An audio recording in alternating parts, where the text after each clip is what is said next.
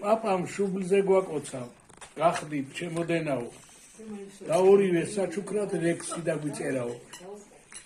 მუდამ თქვენთვის ნახდება მზეც, მთვარეს და ცაცაო, გურში ორი მტრედი მყავს, ანანო და გვანცაო.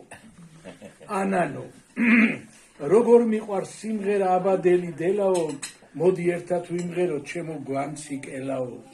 გვანცა, ბუტე, ანანო, არ გენდობი შენაო, მაგ სიტყვების პატრონმა რამდენჯერა მცემაო. ანანო, ის ხომ კარგად მიირთვი კამფეტი რომ დამცინცლე, დაგავიწყდა გუშინ წინ თმები რომ დამაწიწყანე.